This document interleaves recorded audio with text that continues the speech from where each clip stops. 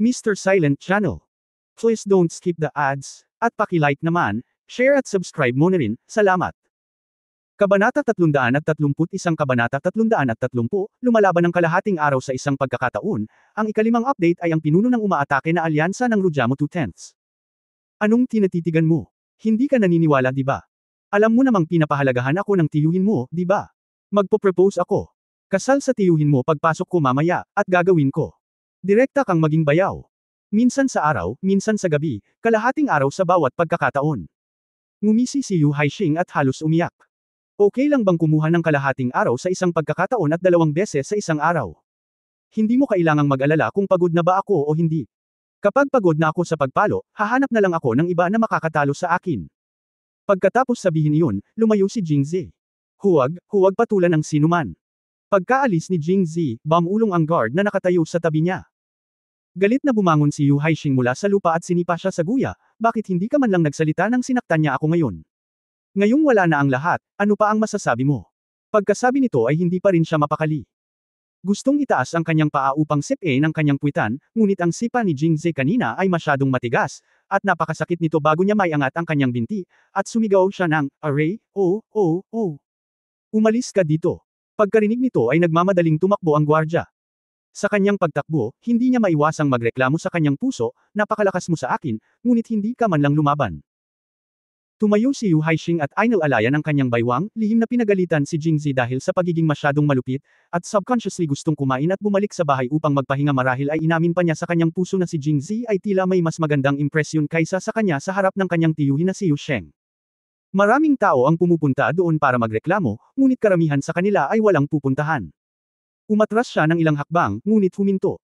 Habang iniisip niya ang sinabi ni Jingzi na gusto niyang maging bayaw, lalo siyang nataranta. Kahit na ang kanyang pinsan ay cute at walang muwang, at medyo baliw, walang masasabi sa kanyang hitsura.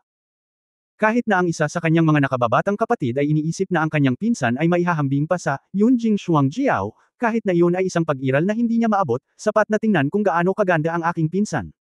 Kaya hindi nakakagulat na si Jingzi ay magiging interesado sa kanyang pinsan. Ang pinakamahalaga ay si Jingzi ay maganda at iginagalang ng kanyang tiyuhin. Sa pag-iisip na si Jingzi ay magiging kanyang bayaw, si Yu Haixing ay nakaramdam ng pananakit sa kanyang buong katawan. Gusto niyang pumunta sa likod bahay ng direkta. Ngunit tumigil siya para isipin iyon, sa takot na hindi siya tutulungan ni Yu Sheng, kaya nagpa siya siyang hilahin ang kanyang kapatid at tumakbo patungo sa kabilang bahagi ng koridor. Nang dumating si Jingzi sa likod bahay, sinalubong siya ni Yu Zekeng. Hating gabi na, at hindi pa lumulubog ang araw, ngunit lumulubog na sa kanluran. Nandito na si President Jing, pakiimbitahan ako agad. Tumango si Jingzi at muling ipinakilala si Chen Jianan at ang iba pa tulad ng ginawa niya sa labas ng East Palace Gate. Kumpara kanina, mas kalmado ang mga ekspresyon nilang tatlo. Nang pumasok si Jingzi sa silid, si Yu Sheng ay nakaupo sa isang recliner, board at napaka-casual, na bagay sa kanyang karakter na madalas na manloloko sa iba. Jingzi, ang mas mababang opisyal, magbigay ng respeto kay Duke Yu. Lumingon si Yu Sheng at sinabing, "Oh," bago umupo mula sa recliner, at saka ngumiti ng nakangiti, "President Jing, ano ang ginagawa mo? Saan ka nanggaling?" Bago magtanghali ngayon, bumalik si Yu Sheng mula sa korte at narinig na sinabi ni Yu Zekeng na tinanggap ni Jingzi ang imbitasyon, ngunit hindi lang ang kanilang pamilya ang tumanggap nito, kundi pati na rin sina Grandmaster Hao at Donggang. Nang makitang halos 2 oras na ang lumipas mula tanghali, nahuli si Jingzi. Napagpasyahan na niya sa kanyang puso na nabisita na ni Jingzi ang unang 2 bahay at huling nakarating sa Duke Protector's Mansion, kaya medyo moody siya at hindi naghintay ng matagal. Kilalanin si Jingzi. Nakaramdam ng kaunting kawalan si Jingzi nang makita niya ito, ngunit sa parehong oras ay nakita niyang nakakatawa ito. Si Yu Guogong ay may prangka na personalidad tulad ng isang matandang bata. Sa katunayan, naisip niya na ito ay medyo mabuti. Lahat ay ipinakita sa kanyang mukha. Gaano kalakas? Kaya't ngumiti siya at sinabi, bumalik sa Duke ng Guo, kalalabas lang ni Xiaoguan sa East Palace, kaya nagmadali siyang pumunta dito.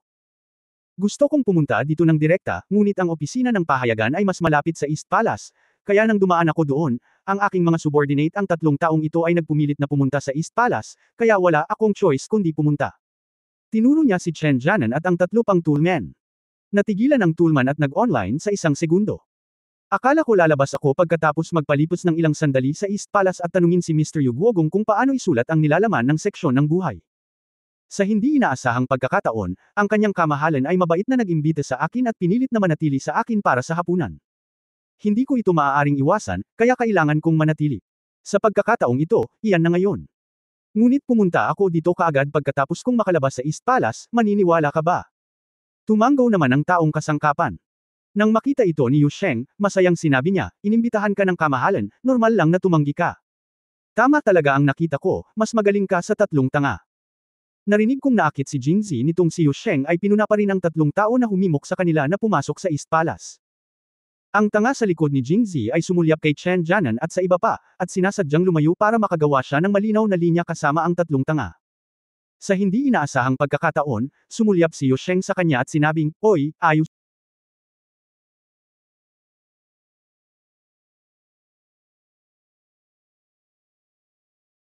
Ayos lang.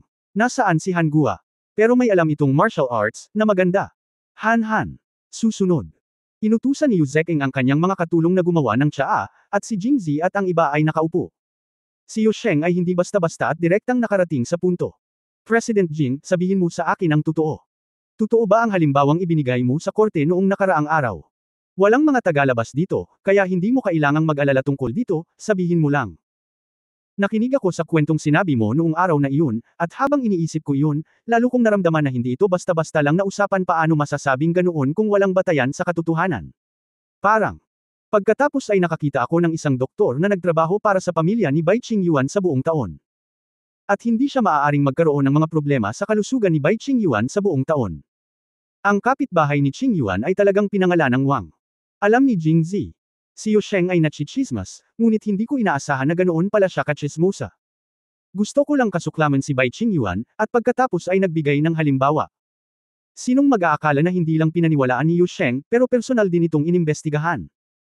Kung alam ni Bai Qingyuan na si Yu Sheng ay sobrang interesado sa kanyang pribadong buhay, siya ay magagalaw at masusumpa, tama ba? Bago siya makapagsalita, nag-isip si Yu Sheng at sinabing, pero hindi tama ang sumunod na nangyari. Ang asawa ni Bai Qingyuan na si Wu ay hindi kailanman buntis. Hindi, noong bata pa siya, si Bai Qingyuan ay nakatira sa mansyon ni Prince Yang araw-araw ng ilang sandali. Sinabi rin niya na bumalik si Mrs. Wu upang manirahan kasama ang kanyang mga magulang maaaring dahil pagkatapos ng insidente sa Dongchuang, binugbog niya ang bata. Wu at pinatay ang bata. Lalong nasa sabik si Yu Sheng habang nagsasalita siya, halos sa punto ng pagiging hindi makasarili. Pagkatapos ay natakot siya na ang usapin ay lumaki at kumalat, na magdadala ng masamang reputasyon sa kanya, kaya't sinadya niyang pinabalik si Wu sa kanyang bayan upang magpagaling para manlinlang ng iba. Tama ba? Ginawa ni Wu ang ganoong bagay, kahit na hindi siya karapat-dapat sa reputasyon, dapat siyang bigyan ng pahinga. Tama siya. Ngunit si Bai Qingyuan ay may sariling mga problema, at hindi siya nang ahas na ipaalam sa iba na siya ay tumatawa, kaya't nilunok niya ang kanyang galit at pumunta rito. Ha, sa paliwanag na ito, malinaw na ang lahat. Hoy, anong tingin mo sa akin ng ganito? Am I wrong? Chapter 332 Bakit mag-aaway ulit ngayon? Unang update. Natahimik si Jingzi sa mga kakaibang iniisip ni Yu Sheng. Ang kailangan ko lang gawin ay hawakan ang kamay niya at sabihin, ang ganda talaga ng ginawa mo. Ang pamumuhay sa panahong ito, medyo hindi patas. Nag-isip sandali si Yu Sheng, pagkatapos ay itinuro si Xiongsan, noong ipinakilala kita ngayon, sinabi kong ikaw ay ministro ng buhay, tama ba? Umupo ng tuwid si Xiongsan at seryosong tumango, oo. Okay, maaari mo bang sabihin sa akin kung ano ang iniisip ko? Pinunasan ni Xiongsan ang pawis sa kanyang noo. Sinabi, Yu Guogong, ako nga ang ministro ng buhay, ngunit sa palagay ko ang sinabi mo ay hindi angkop na ilagay sa seksyon ng buhay, at dapat ilagay sa seksyon ng entertainment. Kaya wala na akong idadagdag. Natigilan si Yu Sheng. Pagkaraan ng ilang sandali, nagmura siya, lumabas ka. Muli siyang tumingin kay Jingzi, President Jing, hindi maganda ang ministrong pinili mo. Wala siyang masabi. Kaya ano sa palagay mo? Yu Guogong, kung tutusin, ang mga bagay na ito ay tungkol kay Mr. Bai. Hindi magandang magsabi pa tayo ng walang ebidensya, at hindi natin ito mailathala sa pahayagan. Paano kung malaman ni Mr. Bai at sabihin na ang ating pahayagan ay hindi binibigyang pansin ang mga katotohanan at sumulat ng random, at pinasara ito ng kanyang kamahalan? Sinabi ni Yu Sheng na, okay lang, ngunit hindi na ito binanggit, at muling nagtanong, dahil hindi ka nagpunta rito para dito, ano ang hiniling mo sa akin nang pumasok ka? Jing. Noon lang sinabi ni Zhe kay Yu Sheng ang tungkol sa tindahan ng alak ng pamilya Zhang. Nang makita ang seryosong mukha ni Jingzi, tumigil din si Yu Sheng sa pagbibiro at nakinig ng mabuti. Pagkatapos magsalita, sinabi ni Jingzi, Mr. Yu, napakabata ko pa para maging isang mas mababang opisyal. Bagamat alam kong sinasadya ito ng kabilang partido, wala akong paraan para gawin ito, kaya gusto ko pa ring humingi ng payo. Tungkol sa saloobin ni Jingzi, si Yusheng ay nasisiyahan pa rin. Tama ka. Paano kung alam mo ang tungkol sa ganitong uri ng pagnanakaw ng craftsmanship? Walang ebidensya para sa isang pangungusap lamang. Kahit na magsampa ka ng kaso sa gobyerno, ito ay wala sa huli.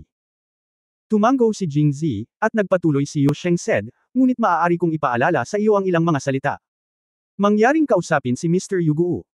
Sinabi mo rin na ang Zhang Zuhao na ito ay lulong sa pagsusugal, at malinaw na ipinagbabawal ng batas ng daan ang pagsusugal. Maliit na sugal, ang kapital sa pagsusugal ay kukumpiskahin, at pagkatapos ay pinagmulta siya ng mas maraming pera at isinugod sa bahay. Hindi lamang kukumpiskahin ang kapital ng pagsusugal, kundi ang mga kalahok ay makukulong din. Isipin mo, maaari pa rin siyang maging tindero pagkatapos mabilanggo ang lahat. Meron ka.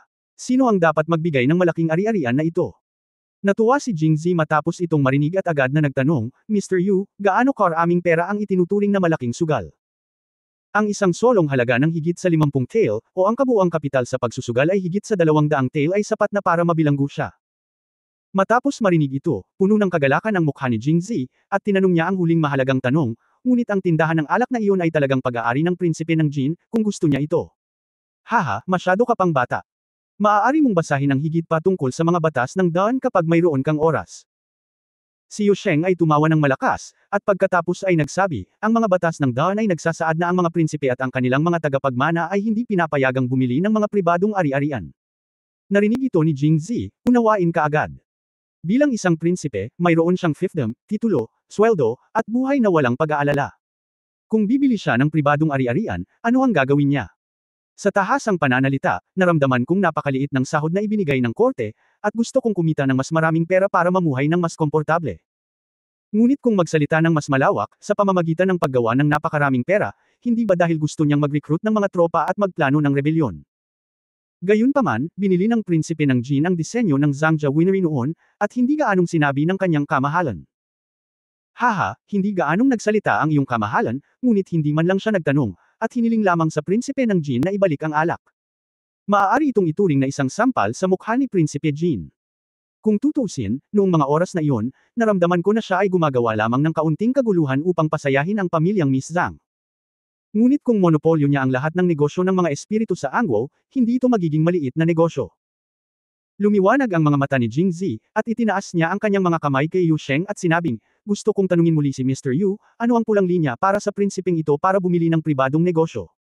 2,000 tael ng pilak. Nagkaroon ng epiphany si Jingzi matapos itong ituro ni Yusheng. Hindi nakakagulat na lumipat si Su Jinping sa East Palace sa pagkakataong ito at hindi nang ahas na magpakita ng personal. Hiniling lamang niya sa hanggal na si Zhang Zuhao na manguna. Natakot siguro siya na baka malaman ng iba. Sa mga panahong ito ng kaguluhan, sinabi ni Sumoya na ang hari ng Jin ay hindi tapat sa Jingxi, at paulit-ulit na nakikialam sa mga gawain ng Tungtian Palace at iba't ibang malalaking sekta. Nagtayo rin ang kanyang anak ng isang pribadong negosyo para kumita ng pera para sa kanya. Hehe, si Su Jinping ay maaaring hindi sinasadya dahil dito, kung talagang magiging seryoso ang kaguluhan, malamang natatanggihan niya ito, kaya gagamit tayo ng panlilinlang para pahirapan siya sa pagkawala ng pagiging pipi. Tumayo si Jingzi, itinaas ang kanyang mga kamay kay Yusheng at sinabing, tulad ng inaasahan kay Mr. Yu. Nataranta ako at wala akong maisip na magandang paraan para gawin ito. Nang paalalahanan ako ni Mr. Yu, bigla akong naliwanagan. Mukhang kailangan kong magtrabaho ng mas masigasig sa hinaharap. Pumunta sa Duke Protector's Mansion at humingi ng payo kay Duke Yu. Haha, madaling sabihin, madaling sabihin. Si Yusheng ay may magandang impresyon kay Jingzi, kaya tuwang-tuwa siya nang marinig itong nambobola siya ng husto. Kung ganoon, aalis ako ngayon. Pagkasabi niyon ay tumayo na ang iba at naghanda ng umalis. Orihinal na gusto ni Yusheng na manatili si Jingzi para sa hapunan, ngunit naisip niya na pumunta siya rito pagkalabas niya sa East Palace at malamang napupunta siya sa Grandmaster's Mansion, kaya hindi niya ito pinilit na manatili at bumangon para makita sila. Sa sandaling ito, hindi ko alam kung sinasadya ni Yu Haixing ang kanyang injured state, ngunit natisod siya mula sa labas. Bago siya makahinga, tumayo si Jingzi, tinuro siya at sinabing, Yu Guogong, binugbog ko lang siya. Ang lahat ng naruroon ay medyo nalito, lalo na si Yu Haixing mismo. Nakita na niya ang mga tao na nagreklamo sa iba, ngunit ito ang unang pagkakataon na nakakita siya ng mga tao na nagreklamo sa kanilang sarili ng personal. Aidine, manda mo ang iyong sarili bago pa ako handa, ano ang sinabi ko? Ang counter-routine na operasyon na ito ay nagpaiwan kay Yu Haixing na hindi makapagsalita ng ilang sandali. Oh, bakit mo sinaktan ang pamangkin ko? Si Yu Sheng ay nasa mabuting kalooban, ngunit kung tutusin, kasama nito ang kanyang pamangkin, kaya maaari lamang niyang itanong ng may diretsyong mukha. Disiplinahin siya para kay Duke Yu. Galit na itinuro ni Jingzi si Yu Haixing, nakita ko siya sa unang pagkakataon ilang araw na ang nakalipas. Kagagaling lang niya sa Roshow at nagdala ng napakaraming dekalidad na regalo para ipamimigay. Talagang hindi ko ito makukuha. Ngunit siya ay nagmamakaawa sa wala at nagpumilit na ibigay ito. Wala akong magagawa kundi tanggapin ito. Nang maglaon ay nabalitaan kong hindi niya binigyan ng kahit isang regalo si Yu Guogong, kaya galit na galit ako. Paano siya magkakaroon ng gayong hindi karapat-dapat na inapo? Kaya't dinidisiplina niya ito at pinalo ng husto. Pagkatapos ay tumingin siya kay Yu Sheng, sa palagay mo hindi ba nararapat na siya ay bugbugin? Tumango si Yu Sheng, well, oras na para talunin siya. Narinig kong nagsalita si Zekeng tungkol dito, at natalo ko na siya pero nabalitaan ko na binugbog mo siya sa Waxian Garden noong araw na iyon, bakit mo siya binugbog ulit ngayon? Chapter 333 Bakit hinayaan niyang pakasalan niya ang kapatid ko? Ikalawang update. Tiniis ko ang sakit at tinatanggap ko, okay lang ba? Si Yu Haixing ay malapit ng magalit. Tito, sinasadya niya yun. Hindi naman sa pagbibigay ng regalo. At saka, hindi naman sa kanya ang mga regalo ko noong una, kundi para sa senior kong kapatid, pero ninakawan niya. Sa pagsasalita tungkol dito, mukhang naagrabyado at nababagabag si Yu Haixing. Ano pa ba ang mas nakakasakit sa puso kaysa sa paghahanda ng napakaraming magagandang bagay para sa babaeng mahal mo, ngunit sa huli ay mas mura ito para sa ibang mga lalaki? Kung gayon, hindi lamang nawala ang bagay, ngunit ang babaeng mahal niya ay malapit nang tumakas kasama ang lalaking ito. Nagkatinginan ang mga gamit at mga tao sa tabi niya dahil sa gulat. Hindi nakakagulat na galit si Yu Haixing matapos makita si Jingzi. May ganyan pala. Bukod dito, nagsimula silang magtaka kung sino ang nakatatandang kapatid ni Yu Haixing. Nang makitang tumingin sa kanya si Yu Sheng nang nagtatanong na tingin, biglang nagalit si Jingzi. Itinuro si Yu Haixing at mahigpit na sinabi, karapat-dapat siyang bugbugin ngayon. Naglakas loob siyang ibuli ang anak ni Yu Guogong. Magaan lang ang pambubugbog sa kanya. Kung maulit ito, muli ko siyang bugbugin. Natigilan sandali si Yu Sheng at naging matalim ang kanyang mga mata. Haixing, binubuli mo na naman ba ang pinsan mo? Ako. Sa harap ni Yu Sheng, si Yu Haixing ay hindi nang ahas na magsinungaling. Matagal siyang nag-alinlangan bago niya tuluyang sinabi, Tito, hindi yan bullying. Hindi mo rin gustong makita. Nahuhumaling ba ang kapatid ko sa tula? Ngayon ay nakita ko siyang nagtatago sa bahay at nagsusulat ng tula mag-isa. Binasa niya iyon at ayaw makinig sa akin kahit anong pilit kong hikayatin siyang itapon ito. Kaya ko bang isulat ito sa galit? Bullying. Orihinal na binalak ni Yu Haixing na tawagan ang kanyang pinsan upang tumstigo para sa kanya, ngunit tumanggi itong sumama, kaya sinabi sa kanya ni Yu Haixing kung gaano kadiri si Jingzi, at patuloy na nagsasalita tungkol sa kasal. She took advantage of her, but after hearing this, mas lalong nahiya ang pinsan niya at hindi nang ahas na lumapit. Siya lang ang tumanggap ng hamon. Matapos marinig ang sinabi niya, ngumisi si Jingzi, hindi ba bullying ang tawag dito? Haha, kung gayon hindi ko matatawag na pambubugbog ito. Sabihin ko sa iyo, kung hindi iyon sa harap ni Yu Guogong, magliligtas ako ng mukha para sa iyo, kung hindi, bubugbugin kita. Si Chen Jianan at ang iba pa ay nanunood ng may pananabik, lalo na si Xiong San, na lalo pang humanga kay Jingzi. Oh, sinong gusto mong takutin? Naglakas loob kang saktan ako sa harap ng tiyuhin ko. Sinong maniniwala? Kinurot ni Yu Haixing ang kanyang baywang at minisyon. Malamig na tiningnan siya ni Yu Sheng, kung binubuli mo ang kapatid mo, karapat-dapat ka talagang bugbugin. Sige, binubuli ko ang pinsan ko, inaamin ko. Tiyo, pero sinasamantala lang niya ang pinsan ko. Paano ito gagawin? Nabibilang ba ito? Oh, paano niya sinamantala? Sabi niya gusto niyang pakasalan ang pinsan ko at maging bayaw ko. Hindi ba't sinasamantala nito ang pinsan ko? Akala ko ay inispoil niya ang anak ko sa pagsasabi nito. Ang tiyuhin sa kanyang puso ay tiyak na magagalit, papagalitan si Jingzi sa pinakamasama, at bugbugin siya hanggang sa hindi siya makaalis sa lupa. Sa hindi inaasahan, talagang natawa si Yu Sheng. President Jing, ito ba ang sinabi mo? Sinabi ko na, Mr. Yu Guogong. Hindi ko lang siya matiis noon, kaya sinadya kong galitin siya. Ang isang matandang lalaki ay dapat tumyupad sa kanyang salita. Sinabi ko na pakasalan mo siya ang aking pamilya Xiangrong, pagkatapos ay dapat mong pakasalan ang aking pamilya Xiangrong. Jingzi, Yu Haixing, mga taong kasangkapan. Napaiyak talaga si Yu Haixing sa pagkakataong ito, Tito, bakit mo siya hinayaang pakasalan ang kapatid ko? Karapat-dapat ba siya sa kapatid ko? Malamig na sumangot si Yu Sheng, hindi siya karapat-dapat sa iyong kapatid, sino pa ba sa mundong ito karapat-dapat ba ito?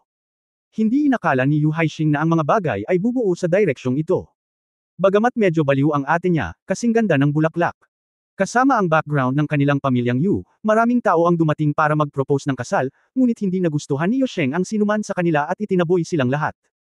Nahirapan si Yusheng para magsabi ng isang bagay, huwag pumunta para mag-propose ng kasal kung hindi mo masyadong pinahahalagahan ang iyong mga kakayahan, kung hindi, huwag mo siyang sisihin sa pananakit ng isang tao. Sa makatuwirang naniwala si Yu Haixing na kung sasabihin ni Jingzi na may masamang iniisip siya tungkol sa kanyang pinsan, tiyak na magagalit ang kanyang tiyuhin. Hindi niya inaasahan na ganito ang magiging reaksyon niya. Kung alam niya ito ng mas maaga, wala siyang sasabihin kahit nabugbugin siya hanggang mamatay. At hinawakan din ni Jingzi ang kanyang ilong sa kahihiyan, huwag mo akong masyadong purihin, Lord Yu. Bagamat lahat ng ito ay katotohanan, mapapahiya pa rin ako sa harap ng napakaraming tao. Natahimik ang lahat. Tila pinapagalitan si Jingzi sa kanyang puso dahil sa pagiging walang hiya. Tanging si Yusheng lamang ang bahagyang tumango at nagsabi ng may kasiyahan, bueno, lalo na ang iyong walang hiyang hitsura, ito ay nagpapaalala sa akin ng aking espiritu noon, kaya ako ay optimistiko tungkol sa iyo. Si Yu Haixing ang pinaka hindi kumbinsido, Tito, bakit mo siya pinapahalagahan? Paano kanya napapasaya? Sumulyap si Yusheng sa kanya at ipinakilala siya kay Jingzi. Lumalabas na ang dahilan kung bakit inatake ni Yusheng si Bai Qingyuan sa korte ay dahil napakataas ng loob ni Yusheng noong siya ay general, at madalas siyang gumawa ng malalaking pag-aangkin tungkol sa kanyang mga kakayahan, nahahayaan niyang manahin ang kanyang anak sa hinaharap, at siya ay magiging double general at magniningning sa angwo. Ngunit nakakalungkot na wala siyang anak, nag-iisang anak na babae, ang kaakit-akit at walang muwang na babaeng nakilala ni Jingzi, si Yu Xiangrong. Bukod dito, nang siya ay ipinanganak, ang kanyang ina ay namatay sa panganganak. Kahit na si Yusheng ay isang magaspang na lalaki, siya ay napakamapagmahal at hindi na muling nag-asawa. Nang maglaon, pinagtawanan ni Bai Qingyuan si Yusheng para sa bagay na ito, at nagtanim ng sama ng loob si Yusheng, kaya pinagtawanan niya si Bai Qingyuan sa buong buhay niya. Sino ba ang gumawa sa kanya na hindi lamang magkaroon ng anak na lalaki, ngunit wala ring anak na babae. At si Yu Xiangrong, kahit maganda, ay medyo baliw. Ang kinahuhumalingan ko ay walang iba kundi tula. Nag-alala ito kay Yusheng. Inamin niya na hindi siya maaaring manganak ng isang lalaki. Magiging magandang bagay kung ang kanyang anak na babae ay makakalaban sa larangan ng digmaan tulad ni Liu Jinghong. Ngunit siya lang ay nahuhumaling sa panitikan kaysa sa martial arts na nagpahirap sa kanya sa paghawak. Ang buong bahay ay puno ng mga magaspang na lalaki at mga general. Sino ang magtuturo sa kanya na matuto ng panitikan? Higit pa rito, si Yusheng ang pinaka-napupuot sa mga lingkod bayan sa buong buhay niya at minamaliit ang mga eskolar na iyon na maaari lamang umuungol ng walang dahilan. Sa makatuwid, partikular na tutol siya sa pagsulat ni Yu Xiangrong ng mga tula at liriko sa simula. Nang makita niyang nagsusulat siya mag-isa, itinapon niya ito. Ngunit walang silbi ang tumutol. Si Yu Xiangrong ay karaniwang isang walang muwang na tao sa buhay. Tanging kapag humarap sa tula, siya ay nagiging mas matalinong tao. Kaya kalaunan ay dahan-dahan ding umiwas ng tingin si Yusheng. Kung gusto mong magsulat ka na lang kung talagang maliwanagan ka. Nang maglaon, maraming tao ang nagnanais sa kagandahan ni Xiangrong o nagnanasa sa background ng pamilya ng kanyang pamilya. Mayroong walang katapusang daloy ng mga tao na pumupunta sa kanyang pintuan upang humingi ng kasal, tulad ng Crucian carp na tumatawid sa ilog. Sa simula, dahil alam nila na si Yusheng ay isang general ng militar, karamihan sa mga taong pumunta para humingi ng kasal ay mga martial arts practitioner, ngunit lahat sila ay tinanggihan ni Yusheng. Nang marinig ito, nagtatakang nagtanong si Jingzi, Gang Yu, ikaw ay isang general ng militar at galit ka sa mga lingkod bayan. Bakit mo tatanggihan ang proposal ng kasal ng isang martial artist? Pagkatapos, nang marinig ito, malamig na bamantong hininga si Yusheng, at pagkatapos ay itinuro si Han. Karamihan sa mga nagsasanay ng martial arts ay katulad niya. Lahat sila ay bobo. Paano kung martial arts lang ang galing nila? Hindi sila kasing galing ng mga scholar. Ang tapat na tanga ay hindi maipaliwanag na tinamaan ng lumilipad na palayok. Na nakabukas ang inosente at uto niyang mga mata, medyo nakakaawa. Kabanata 334, maging isang malaking bahay, ikatlong update. Paano sila? Lahat sila ay top-notch talents. Pagkatapos pakinggan ang apela ni Yusheng, itinuro ni Jingzi si Chen Jianan at ang iba pang tatlong toolmen, lalo na si Chen ang editor-in-chief ay hindi lamang ang una sa entrance exam ngayong taon sa kolehiyo, ngunit siya rin ang editor-in-chief ng ating pahayagan. Siya ay bata pa at may pag-asa, at ang kanyang kinabukasan ay walang limitasyon. Lalo na natuwa si Chen Jianan matapos itong marinig. Ang dalawa pa ay hindi nasisiyahan, itinaas ang kanilang mga ulo, at tumingin kay Yusheng ng may pag-asa, umaasa na matutuklasan niya ang kanyang magagandang katangian. Pumikit si Yusheng at dumura, sila. Mga bookworm lang sila. Ilang tula lang ang kaya nilang isulat. Paano? Matapos marinig ito, si Zhao Wei at Xiong San ay tahimik na umatras at hinayaan si Chen Jianan na lumabas, na parabang ang taong tinutukoy ni Yusheng ay hindi sila. Hindi lang tula ang kaya kong isulat. Marami pa akong alam. Dumagundong si Chen Jianan sa kanyang puso, ngunit sinulyapan si Jingzi sa tabi niya, namula ang kanyang mukha, at ibinaba niya ang kanyang ulo. Sa huling pagsusuri, hindi dahil hindi sila sapat, ang pangunahing dahilan ay si Jingzi ay masyadong hindi kapanipaniwala. Nakatayo kasama niya, maaari lamang silang magsilbi bilang mga foil. Kung gayon, bakit napakataas ng tingin ni Yu Guogong sa akin? Masaya pa rin si Jingzi nang marinig niya na tinanggihan ni Yu Guogong ang sinuman maliban sa kanyang sarili, kahit na one-sided relationship lang ito. Ngunit naawa siya sa kaakit-akit na sanggol na si Yu Xiangrong. Si Jingzi ay sumumpa sa kanyang puso na hindi ito dahil sa siya ay malabag, ngunit higit sa lahat dahil si Yu Xiangrong ay napakahusay. Kung wala siyang ideya nang makakita siya ng napakagandang babae, anong klaseng lalaki siya? Kaya naman nakangiti niyang tanong. Ikaw, sumulyap si Yu Sheng sa kanya, kahit na walang hiya. Jing. Nagdilim ang mukha ni Zi sa oras na iyon, Yu Guogong, kung gusto mong sabihin iyan, diretso akong aalis. Pag-alis ng kilos. Hoy, pinupuri kita. Tumawa ng sarkastikong si Yu Sheng. Nang makitang aalis na talaga si Jingzi, mabilis niya itong hinawakan at sinabing, syempre, ang pinakamalaking bentahe mo ay pareho kang sibil at militar. Si Xiangrong ay nahuhumaling sa tula, at nagkataon na sanay ka rito. Kung magkasama kayo, maaaring maliwanagan ka ni Xiangrong, at magaling ka rin sa martial arts bilang karagdagan sa tula. Tinapik niya ang balikat ni Jingzi, noong una kitang makilala, mahina ka pa ring iskolar. Hindi ko inaasahan na sa loob lang ng ilang araw, aabot ka sa unang yugto ng ikalawang antas. Paanong makikita iyon ng mga lingkod bayan na iyon? Nakakatawa na magiging lingkod bayan ka sa loob lamang ng 2 taon. Martial arts. Kung nilalagay kita sa titulong duke ng estado. Sinabi niya na maaari siyang maging duke ng estado habang sinasabi na maaari siyang maging duke ng estado. Masyadong malaki ang pay na ito, at saglit itong hindi maisip ni Jingzi. Dahil hindi niya ito matuno, nakangiti niyang sinabi, napakakomplementaryo ni Yu Guogong, ngunit nagkataon lamang ito at hindi magiging karaniwan. Ito ay walang alinlangan na nagsasabi kay Yu Sheng mula sa gilid na ang aking pamamaraan ng paglilinang ay naiiba sa bawat tao, maliban sa akin walang makakagawa nito, kaya huwag mo akong subukang linlangan. Ang maganda ay hindi kailanman naisip ni Sheng Sheng ang tungkol dito. Siya ay isang commander ng militar at natural na nagsanay ng martial arts. Gayunpaman, kung tutuusin, hindi siya mula sa isang regular na sekta at ang kanyang antas ay napakababa. Bukod dito, umaasa siya sa kanyang kakayahan sa pamumuno sa larangan ng digmaan at hindi masyadong hinahabol ang martial arts. Nang marinig ni Chen Jianan at ng iba pa na si Jingzi ay hindi lamang bihasa sa tula, kundi isa ring martial arts practitioner, ang kanilang mga bibig ay nanigas sa gulat. Hindi nakakagulat na binugbog mo ang isang tao kapag hindi ka sumasang-ayon. Sa pakikinig kina Yu Sheng at Jingzi na nag-uusap at masayang nag-uusap, si Yu Haixing ay napuno ng galit. Inilibot niya ang kanyang mga mata at malapit nang ilabas ang kanyang malaking galaw. Tito, hindi siya mapapangasawa ng pinsan ko. Bakit? Nilingan ni Yu Sheng ang kanyang ulo at malamig na tumingin sa kanya. At si Jingzi ay nagreklamo din sa kanyang puso, para lang matalo ka, aking bayaw, araw-araw, kailangan kong may mangyari sa iyong kapatid. Hindi ko alam kung malinaw ba siya sa aking nakatatandang kapatid o hindi, dapat ay nanggugulo siya sa aking nakatatandang kapatid na babae at ngayon ay gusto niyang pakasalan ang aking pinsan. Sigurado siyang may maruming pag-iisip. Paanong mapapangasawa ng ganoong lalaki ang aking pinsan? Sa katunayan, lalo na ayaw ni Yu Haixing na isangkot si Wang Yingqiu dahil natatakot siyang magkaroon ng masamang impresyon sa kanya si Yu Sheng, ngunit ito ay nauugnay sa kaligayahan ng kanyang pinsan, kaya hindi siya nag-atubiling sabihin kay Wang Yingqiu, at partikular na itinuro na sinasadya ni Jingzi si Wang Yingqiu. Sa sobrang infatuation ni Yu Sheng, tiyak na hindi niya matiis ang pagiging mapaglaro ni Jingzi, kaya handa na si Yu Haixing na magdiwang.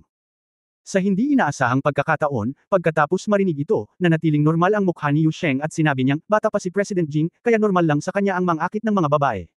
At saka, hindi ako isang pedantic na tao. Hanggat matrato ni President Jing si Xiangrong nang maayos sa hinaharap at mamuhay sa kanya. Kung oo, hindi mahalaga kung ma-inlove siya sa ibang babae. Natigilan si Yu Haixing, at nagalit ang kanyang mga nasasakupan. Napakabuting biyenan, mangyaring bigyan ako ng 1 dosina. May ngiti din si Jingzi sa kanyang mukha. Si Yu Sheng ay may magandang ugali sa kanya, at ang kanyang anak na babae ay maganda at mahabagin. Isa pa, napaka-open-minded niya, kaya same time niyang tinanggihan ang sarili niyang tumanggi. Magsasalita pa sana siya ng ilang salita, narinig niyang nagpatuloy si Yu Sheng, basta hahayaan natin si Xiangrong na maging isang malaking tao sa hinaharap, hindi na ako hihingi ng iba. Hayaan si Xiangrong na maging isang malaking tao sa hinaharap. Natakot si Jingzi nang marinig niya ito. Huwag na nating pag-usapan ang tungkol sa kanyang mga kapatid na babae, sa hinaharap lang tiyak na hindi ito magagawang malaki ni Yu Xiangrong. Pagkatapos ng lahat, siya at si Wang Yingqiu ay nasa hinaharap na. Alam ng Diyos kung anong uri ng kaguluhan ang mangyayari sa pamilya kung lalabas siya at humingi ng malaking asawa. Kaya mahigpit na sinabi ni Jingzi, Mr. Yu, itong usapin ng kasal ay tungkol sa congeniality, love between men and women. Kung tutusin, hindi ko pa kilala si Ate Xiangrong, paano tayo magiging pabaya? Hindi ba sinabi ni Yu Guogong na si Ate Xiangrong ay nahuhumaling sa tula? Nagkataon na sanay na ako sa mga ito.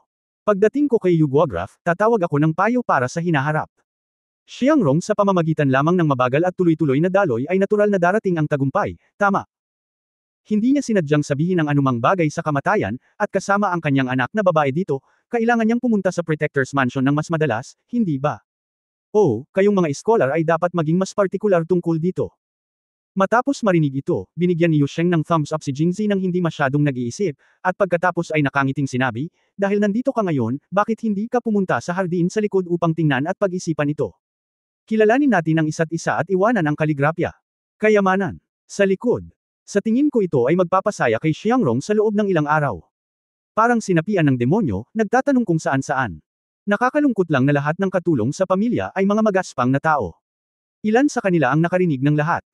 Pagkatapos lumabas upang magtanong tungkol dito, nag-atubili akong binigkas ito kay Yu Xiangrong, kaya umasa si Yu Xiangrong sa ilang salita ng kanyang mga tagapaglingkod at nagsulat lamang ng Shui Dao Getu, ngayon. Napatingin tuloy ako dito at mas lalo akong nahumaling. Nang bumalik si Yu Haixing at nakita siyang ganito, nagalit siya. Nang marinig niya na si Jingzi ang sumulat ng mga salita, lalo siyang nagalit, na humantong sa eksena ngayon ng paghawak at pagpunit ng papel. Kung may susulat ni Jingzi ng personal ang kantang ito, Shui Chao Song Tu, may isip mo kung gaano ka-excited si Yu Xiangrong. Kabanata 335 Yu Xiangrong, ika-4 na update. Nag-isip sandali si Jingzi at saka pumayag. Wala siyang pakialam kung maganda o hindi si Yu Xiangrong, higit sa lahat gusto niyang magbigay ng ilang karanasan sa tula. Gusto mo bang may maghatid sa iyo doon? Tanong ni Yu Sheng. Dadalhin ko siya doon. Nagboluntaryo si Yu Haixing, ngunit ang layunin niya ay bantayan si Jingzi, sa takot na aaksyon siya laban kay Xiangrong. Ang kanyang pinsan ay napaka-cute at walang muwang, kahit na talagang kumilos si Jingzi, malamang na hindi siya tatutol. Huwag kang mag-alala, kaya kung pumunta doon mag-isa. Sa halip na hayaan siyang dalhin siya doon, pinili ni Jingzi na siya mismo ang gumawa nito. Pumunta ka dyan mag-isa. Hindi ako nag-aalala sa'yo, nag-aalala ako na mabuli ang kapatid ko. Huwag kang mag-alala, hanggat hindi mo siya binubuli, walang sinuman sa mundo ang mambubuli sa kanya hindi mo siya maaaring ay bully sa hinaharap, o ako ay bubugbugin kita hanggang mamatay. Sincere na sabi ni Jingzi. At nakita rin ni Yu Sheng na nagkaroon ng alitan sa pagitan nilang dalawa, kaya sinabi niya, Haixing, hindi ka na dapat mag-aaway pa ni Jingzi. Kapag pinakasalan niya ang iyong kapatid sa hinaharap, siya ang magiging bayaw mo. Paano ka magkakaroon ng bayaw na kasama mo? Kuya, Gitling, in-law. Kung talagang nanggugulo ka, mawawalan ng saysay ang pambubugbog ni Jingzi. Paano mo ito magagawa kung hindi ka malaki o maliit at wala kang anumang mga patakaran? Kasal sa kanyang pinsan. Napangiti si Jingzi, huwag mong sabihin iyan, Mr. Yu Guo. Bata pa siya. Hindi na kailangang sabihin, isang bagbog lang. Hindi nakinig si Yu Haixing. Bumaba at dirdiretsong tumakbo. Tumayo din si Chen Jianan, President Jing, marami kaming nakinabang sa pakikinig sa iyong pakikipag-usap kay Ji. Yu Guogong ngayon. Paano kung magre-report muna tayo sa club at ayusin ang mga iniisip ngayon? Ano sa palagay mo? Sa tabi ni Jingzi pagkatapos kumain ng dog food ng paulit-ulit, at ngayon kahit na ang pinakamalaking kontrabida ay nakatakas, ang toolman ay naramdaman din na ang halaga ng pananatili dito ay nawala, at nagpa siya na umalis. Tumanggo si Jingzi at hinayaan muna sila. Tinanong ko si Yu Sheng tungkol sa lugar at pumunta doon mag-isa. Pagtingin sa kanyang likuran, biglang gustong tumawa ni Yu Sheng. Sinusubukan ng iba na manalo kay Jingzi, ngunit hindi niya ito kailangan. Hanggat kaya niya itong gawing manugang, si Yu Sheng ay nakadarama ng katiwasayan. Kasunod ng pagpapakilala ni Yu Sheng, naglakad siya sa pal-ikulikong koridor at pumunta sa hardin sa likod. Pagtingin sa itaas, ang eksena sa hardin ay medyo lampas sa inaasahan ni Jingzi. Nakita kong napakalaki ng garden sa likod. Sa isang gilid ng hardin ay may mga pavilion, rockery, pond, pavilion, at pavilion. Ang mga pavilion ay natatakpan ng mga makukulay na berdeng kawayan at kakaibang hugis na mga bato. Ang mga kakaibang bato ay pinagsama-sama, na lumilikha ng isang biglaan at pambihirang momentum. Kung hindi mo alam ang tungkol sa napakagandang courtyard, hindi mo ito iuugnay sa isang bastos na lalaki tulad ni Yu Sheng. Bahagyang pumasok si Jingzi at nakita ang kaakit-akit at magandang figure ni Yu Xiangrong sa unang tingin. Suot niya pa rin ang maputlang pink na cotton dress na may lelayan na umabot sa sahig, pero hindi niya alam kung kailan niya hinubad ang puting gauze dress. Hindi siya maikli, ngunit mas mahaba ang damit, at tila natatakot siyang madumihan. Kaya kailangang hawakan ng isang kamay niya ang lelayan ng palda niya sa lahat ng oras. Sa sandaling ito, nakatayo siya sa stone pavilion sa hardin. May stone table sa gitna ng stone pavilion. Tinakpan ito ng rice paper at diniinan ng inkstone. Kapag umihip ang hangin, maaari pa nitong pumutok ang mga gilid ng papel. Sa oras na ito, naisip ni Yu na ibababa ni Rong Bayan ang palda na hawak niya at papakawalan ang kanyang mga kamay para hawakan iyon. Nang huminto ang hangin, yumuko siya para iangat muli ang lelayan ng palda niya. Ilang beses niyang inulit ang prosesong ito nang hindi napapagod. Tiningnan ni Jingzi ang kanyang pagiging cute at walang muwang at gustong tumawa habang nakatayo doon. Ang isa niyang kamay ay may hawak na brush. Nang hindi na niya kailangang pinindot ang sulok ng papel, yumuko siya at maingat na nagsulat sa papel. Siya ay sumulat ng napakabagal, at sa pakikialam ng hangin, ito ay naging mas mabagal. Dahil nakatalikod siya sa gate ng courtyard, nakita lang ni Jingzi ang likod niya pagkapasok niya. Ang banayad na simoy ng hangin ay nagpagulong-gulong sa kanyang mahabang damit na bulak at umindayog sa hangin.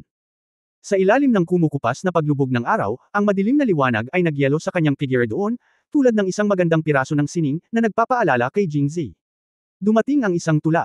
Nililipad ng hangin ang mga dahon nito, at ang damo ay nagtatanim ng mga buto. Minsan, hindi nagsasalita. Ay maganda. Ang tulang ito ay angkop na ginamit dito.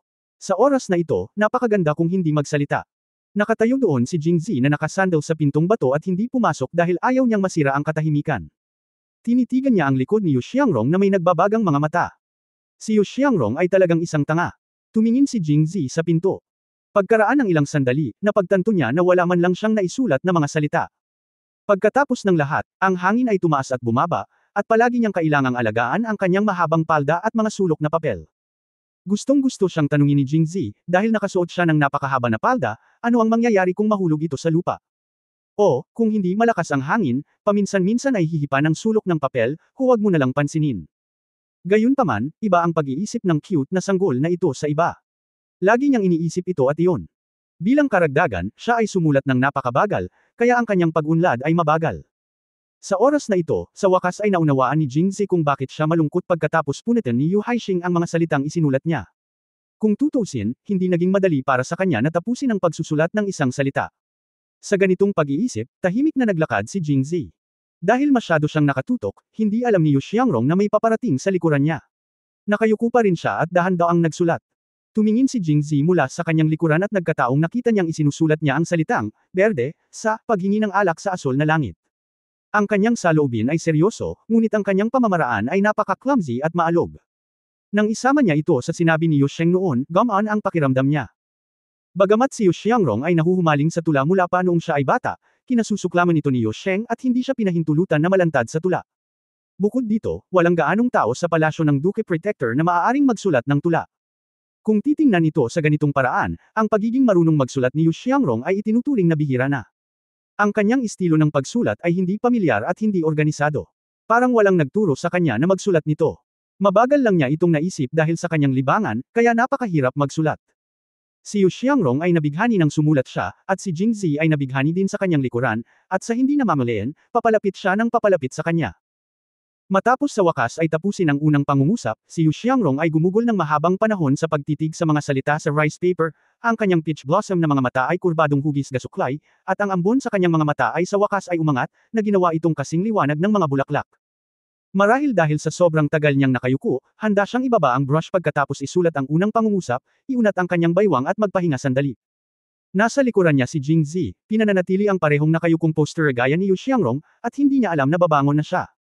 Kaya sa sumunod na sandali, nang hawakan ng katawan ni Yu Xiangrong si Jingzi, natigilan siya. Ang brush sa kanyang kamay ay hindi inaasahang nahulog at gumulong sa rice paper. Ang unang pangungusap na sinulat niya ay gasgas na hindi na makilala. Pagtingin sa itaas, tahimik na namula ang mukha ni Yu Xiangrong matapos mapagtantong ang taong nasa harapan niya ay si Jingzi. Ang dalawa sa kanila ay nagkaroon ng pisikal na kontak sa harap ng bakuran ngayon lamang. Sa maikling panahon, naulit-ulit ito. Para kay Xiangrong, medyo na-overwhelm ako. At nang makita niya ang nasirang unang pangungusap, ngumisi siya. Umiyak. Napatulala si Jingzi. Huwag kang umiyak. Nang makita si Yu Xiangrong na tahimik na umiiyak, natarante si Jingzi. Medyo distressed at the same time. Tila hindi narinig ni Yu Xiangrong, nakatitig sa nasirang papel na bigas at umiiyak. Ako, sa wakas, nagsulat nito. Naisip ko kung gaano kalaki ang pagsisikap ko para makuha ang buong lyrics ng kantang ito, Shui Chao Song 2, mula sa aking mga tagapaglingkod, at gumugol ako ng isang buong araw ngayon. Napakahirap isulat lang. Hindi niya akalain na saglit lang iyon, ngunit pinunit ni Yu Haixing ang isinulat niya kahapon. Hindi siya nasaroon ng loob, at gumugol ng mahabang panahon upang sa wakas ay isulat ang unang pangungusap, ngunit muli itong nawasak. Ganito at ganito, paanong hindi mahihirapan ng isang tao? Isang tula lang, isulat mo na lang. Hindi nakikita ni Jingzi na umiiyak ang dalaga, kaya mabilis niya itong pinayuhan. Ang kaakit-akit na si Yu Xiangrong ay umiyak at tumingin sa kanya, ako. Ikaw ang nagbayad sa akin. Marahil ay hindi rin niya alam kung bakit, nang kaharap si Haixing, napunit ang papel na bigas, at ang tanging nais niya ay bumalik at magsulat muli. Ngunit nang kaharap si Jingzi, sinabi niya, babayaran mo ako. Nang marinig ito, agad na tumawa si Jingzi. Okay, basta wag kang umiyak, babayaran kita agad. Gumugol ng isang gabi sa iyo. Manatili sa iyo sa natitirang bahagi ng iyong buhay. Sa pagtingin sa cute na hitsura ni Yu Xiangrong na may mga bulaklak ng peras at ulan, naawa ako sa kanya, dagdag ni Jingzi sa kanyang puso. Unti-unting tumigil ang mga luha ni Yu Xiangrong, pinandilatan niya si Jingzi, at pagkatapos ay sinabing mapang-akit, hindi. Ayokong magbayad ka. Di ba sabi mo gusto mo ako magbayad? Naging interesado si Jingzi. Ikaw, isa kang masamang tao. Iniligpit ni Yu Xiangrong ang papel, itinaas ang lelayan ng kanyang palda, medyo namumula ang kanyang mga pisngi, ibinaba niya ang kanyang ulo, hindi nang ahas na tumingin kay Jingzi, at naghanda na umalis. Ngunit si Jingzi ay humakbang pasulong, iniunat ang kanyang malalaking kamay, tulad ng isang gangster na nanunukso sa isang mabuting babae, hindi ka makakapunta. Ang mga mata ng Peach Blossom na kakahinto lang sa pag-iyak ay biglang naging malabo muli, at si Jingzi ay natakot at nagmamadaling kumaway ang kanyang mga kamay, huwag kang umiyak, okay. Paano ka patuloy na umiiyak ng ganito? Pagkatapos ay sinabi niya, let's make it clear. Nabasag ko yung rice paper at hihingi ako ng tawad. Pero bakit mo ako tinatawag na masamang tao? Hindi pa nga tayo magkakilala. Eto. Natutuwa si Jingzi na makipag-usap sa isang cute at walang muwang na sanggol, kaya ang panunukso sa kanya ay isang paraan ng komunikasyon. Ikaw. Ngayon lang. Sabi ni Haixing. Gusto mo akong pakasalan. Maliit na ang boses ni Yu Xiangrong, at nang sabihin niya ito, nahihiya pa rin siya. Kasing tahimik ng lamok. Kung hindi maganda ang tenga ni Jingzi, baka hindi niya ito narinig. Mas mababasa. Ang bayaw na ito ay napakabilis sa kanyang mga salita. May ibinulong si Jingzi sa oras na marinig siya ni Yu Xiangrong. Pinandilatan siya nito nang namumula ang mukha at naghanda na ulit na umalis. Ngunit paano siya binitawan ni Jingzi? Tumayo siya roon at sinabi ko nga na gusto kitang pakasalan, ngunit masama bang tao ang pagpapakasal sa iyo? Natigilan si Yu Xiangrong. Ang kanyang maliit na isip ay tila walang ideya tungkol sa isang komplikado at mahirap na tanong. Pinag-isipan ito. Nang makita siyang tulala, iniban ni Jingzi ang paksa at sinabing, tingnan mo, ang sinulat mo lang ay ito rin, Shui Chao Song To. Napakaganda ba ng mga salita? Gusto mo ba ito? Ang salitang ito. Napakahusay. Ito ang pinakamagandang Mid-Autumn Festival na nabasa ko. Hindi, ito ang pinakamagandang tula na nabasa ko, ang pinakamahusay. Nang banggitin niya ang tula, si Yu Xiangrong, na kanina lang nauutal, ay tila naging mas masigla, at talagang naging masigasig siya. Magsalita ng matatas. Talaga, saka kilala mo ba yung taong sumulat ng tulang ito? Matapos marinig ito, medyo lumabo ang mga mata ni Yu Xiangrong, umiling, at pagkatapos ay nagsabi, ito ay. Narinig ko mula sa mga katulong sa bahay. Narinig ko rin sila tungkol dito sa kalye. Tila. Parang isinulat ito ng isang lalaking nagngangalang Jingzi. Well, ang pinakatalentadong tao sa Angwo. Yu. Si Xiangrong, na medyo nadismaya, ay biglang nagsabi, maaari kang magsulat ng mga magagandang tula. Itong si Mr. Jing ay napakalakas. Well, napakalakas. Hindi ito nakikita ng mga normal na tao.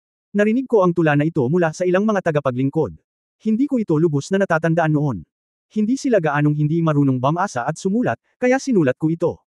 Matagal-tagal na rin. Sa wakas ay naisulat ko na ito sa iyo, naisulat ko na ito at natalo ko na ito. Makakalimutan ko na naman. Nang marinig ito, natahimik si Jingzi. Ang kapaligiran ng pag-aaral para sa cute na sanggol na ito ay masyadong masama. Walang sinuman sa pamilya ang mahilig sa tula. Gustuhin man niyang magsulat ng tula, kailangan niyang magtanong tungkol dito ng mahabang panahon. Gayunpaman, mahirap para sa mga katulong sa kanilang bahay na isulat ang mga tula na pangungusap bawat pangungusap sa labas at pagkatapos ay idikta ang mga ito sa kanilang kaakit-akit na binibini kapag siya ay bumalik. Napakabagal para sa iyo na matutong magsulat ng mga tula na tulad nito. Sinabi ni Jingzi, alam ko ang isang lugar kung saan ang mga tao ay mga mahuhusay na tao at alam ang maraming tula. Lumiwanag ang mga mata ni Yu Xiangrong, maaari silang sumulat, maaari mo bang isulat ang parehong tula bilang Shui Chao Geto? Siyempre. Nasa opisina ako ng dyaryo, kaya kaya ko itong isulat. Ikaw, sinungaling. Biglang sinabi ni Yu Xiangrong, hindi. Walang makakasulat na mas mahusay kaysa kay. Bijing, ang mahuhusay na iskolar. Hindi ko talaga akalain na ganoon kataas ang pagpapahalaga ni Yu Xiangrong sa puso ko. Ang bigat nito, nahihiya ako, nahihiya ako. Well, kalahating totoo lang ito. Totoong walang makakasulat na mas mahusay kaysa sa mahuhusay na iskolar na si Jing. Kung tutuusin, ang talentadong iskolar na si Jing ay isang literary star sa langit na bumaba sa lupa. Mahusay siyang magsalita at magsulat ng tula kung gusto niya, at ito ay magiging quatrain na tatagal magpakailanman. Sino ang maihahambing? Laging kakaiba ang pakiramdam na purihin ang sarili, ngunit ito ay mas komportable kaysa sa pagpupuri sa iba. Pagkatapos ng papuri, nagpatuloy siya, ngunit hindi ako nagsisinungaling, dahil ang Jing the Talent ay nasa lugar din na aking nabanggit. Kung pupunta ka, maaari ko ring hilingin sa Jing the Talent na sumulat ng mga liriko para sa iyo. Talaga, talaga. Nabaliw na naman si Zhaohan Baby. Siyempre totoo. Tinapik ni Jingzi ang kanyang dibdib at may kumpiyansang sinabi, basta pupunta ka, hihilingin ko sa kanya na magsulat ng mga tula at liriko para sa iyo araw-araw. Alam mo ba na hindi lamang siya nagsusulat ng mahuhusay na tula at liriko, ngunit mayroon ding magandang kaligrapya. Napakahusay. Inaabangan ito ng Zhaohan Baby, ngunit hindi niya alam kung ano ang naiisip niya, at muling nanlabo ang kanyang mga mata. Hoy! Ang tatay ko ay talagang hindi papayag. Tatay ko. Ayaw ng tatay ko na magbasa o magsulat ako. Pinipilit ko ang mga katulong sa bahay na matuto ng isang salita sa isang araw, o maraming araw. Sa pinakamarami, 10 ang henyo ay natuto ng isang salita. Nang maglaon, nang mas marami akong natutunan, hindi gaanong inintindi ng tatay ko. Gayunpaman, wala pa ring tula sa bahay, kaya kailangan kong umasa sa akin. Napakahirap sa labas. Delikado ba sa labas? Natigilan si Jingzi, hindi ka pa nakakalabas dati, tama? Umiling si Yu Xiangrong, kanina ka pa lumabas. Pagkatapos mag-isip tungkol dito, mahina niyang sinabi, pero ang tatay ko ang naghatid sa akin palabas, at kinailangan kong sumakay sa isang sedan na upuan. Hindi niya ako hinayaang magpakita, sinasabing may masasamang tao. Natatakot akong aibuli nila ako. Nang marinig ito, tumawa ng pipi si Jingzi. No wonder ang cute-cute ng baby na ito. Buong araw siyang nananatili sa bahay nang hindi lumalabas para mamasyal. Paanong hindi siya magiging cute? Nais din ni Yu Sheng na tulungan ang kanyang anak na maliwanagan. Kung gusto niyang maliwanagan, baka kailangan niyang lumabas at makita ang mundo. Kabanata 337 Hawak ng Baril. Unang update. Hinahanap na ni Jingzi ang proposal ni Yu Sheng, at kung sasabihin niya sa kanya na kaya niyang ibahin si Yu Xiangrong mula sa isang cute na sanggol sa isang normal na tao, tiyak na papayag siya, tama ba? Sa pamamagitan ng maikling pakikipag-usap kay Yu Xiangrong, nalaman niya na ang kabaitan ni Yu Xiangrong ay kadalasang dahil sa sobrang paghihiwalay nito sa kanyang buhay. Hanggat nakikita niya ang higit pa sa labas ng mundo at higit na nakikipag-usap sa labas ng mundo, maniniwala siya sa kanya. Liliwanagan ka. Ngunit gamabi na ngayon, at malamang ay magdidilim na sa loob ng isang oras. May mga bagay pa siyang dapat gawin, kaya binalak niyang banggitin ang bagay na ito kay Yu Sheng sa susunod. Huwag kang mag-alala, sa relasyon namin ng tatay mo, basta may sasabihin ako para sa iyo at hayaan mo akong ilabas ka, siguradong papayag ang tatay mo. Talaga. Siyempre, hindi ako nagsisinungaling sa mga babae, lalo na ang napakagandang babae na tulad mo. Si Yu Xiangrong ay hindi pa nakarinig ng ganitong mapanirang salita. Agad siyang namula at napayuko. Iniisip pa rin niya na kakaiba ang taong ito. Mukha rin siyang maamo at parang maamo.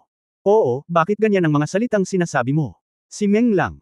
Akala ko kanina lang dumating si Yu Haixing para magreklamo, at sinabing personal niyang sinabi na gusto niya itong pakasalan. Inisip lang ni Yu Xiangrong na si Yu Haixing ang gumawa nito, ngunit ngayon ay tila siya na talaga. Sa ganitong paraan, hindi niya maiwasang makaramdam ng kaunting takot. Nahihiya niyang sinulyapan si Jingzi at umatras ng kaunti, na para bang gagawin nitong mas ligtas siya. Hindi pinansin ni Jingzi ang kanyang reaksyon, ngunit nagpatuloy siya sa pagngiti, pero natatakot akong hindi ko ito magawa ngayon. May gagawin ako ngayon at natatakot akong hindi ako makapagstay ng matagal. Paano kung babayaran ko muna ang iyong sulat kamay?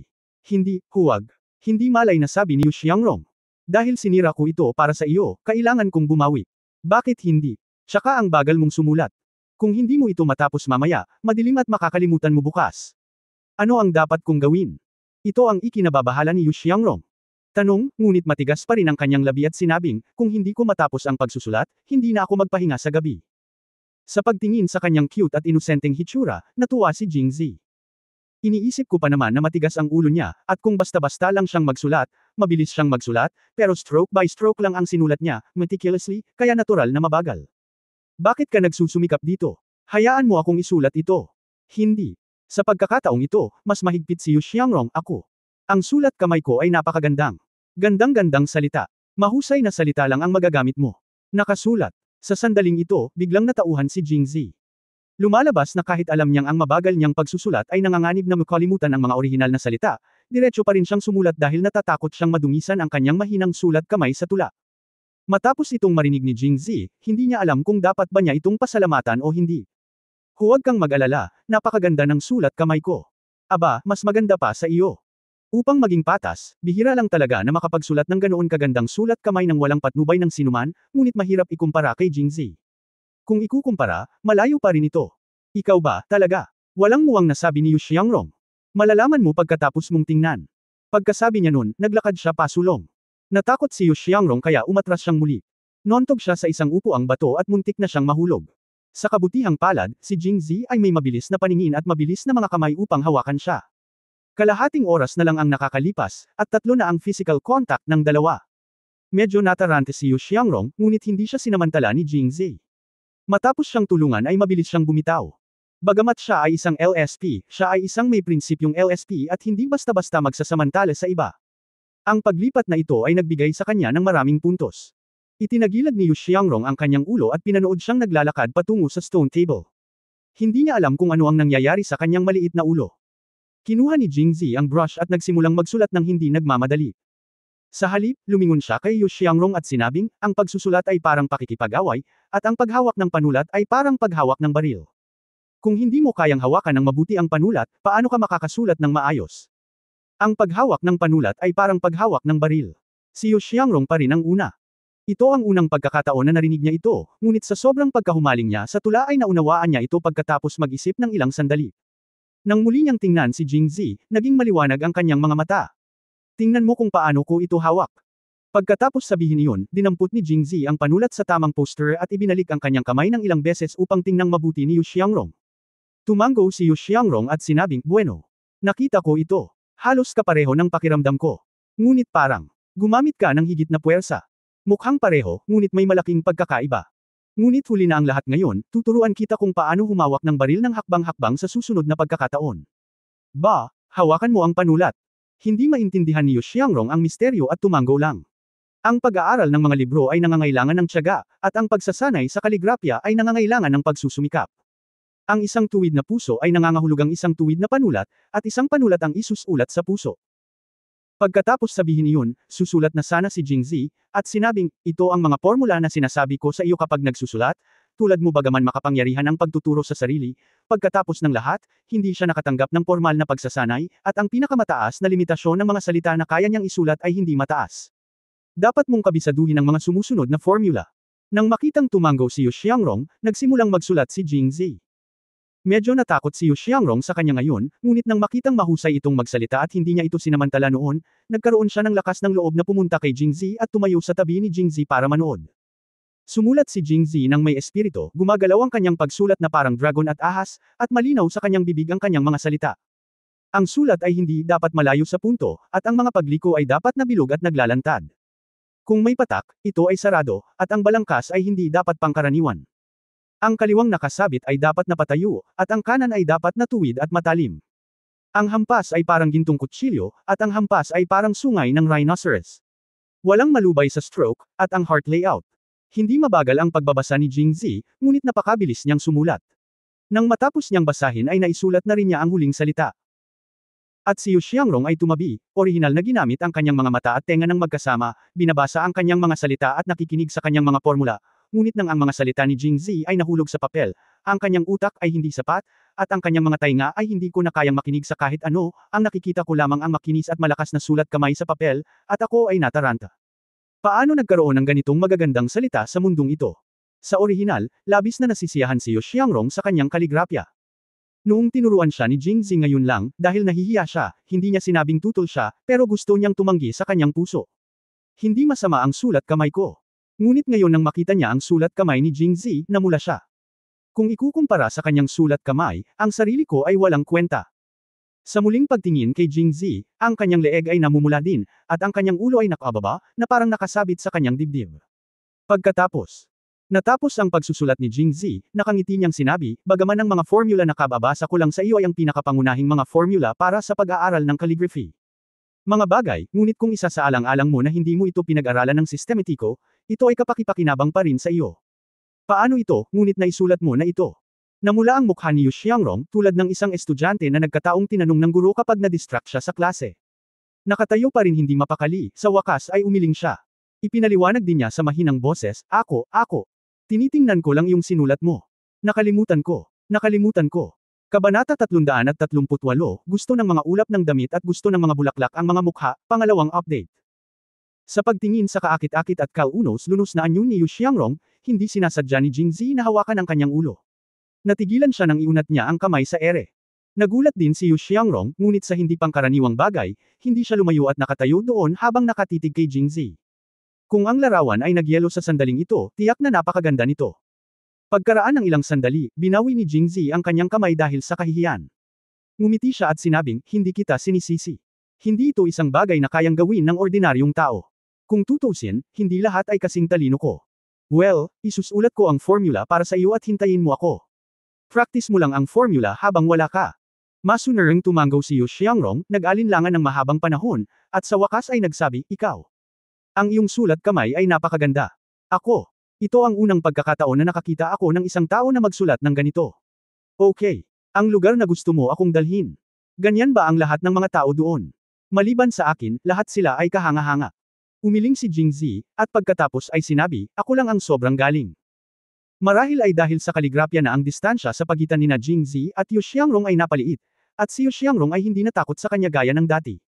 Paano kung ikumpara sa mahuhusay na iskolar na si Jing? Kumurap si Yu Xiangrong ng isang pares ng matingkad na peach blossom na mga mata at tumingin kay Jingzi ng may pag-asa at nagtanong. Ngumiti si Jingzi at hindi sumagot, ngunit nagtanong, kung gayon, sino sa tingin mo ang mas magaling? Ikaw, ang iyong sulat kamay ay napakahusay, sa palagay ko. Tila walang mas magaling sumulat kaysa sa iyo, lalo na, tila hindi ko pa nakikita ang font na iyong isinulat noon. Ngumiti si Jingzi. Siyempre hindi mo pa nakita ang mga font na ginawa ko. Aking sariling mga font.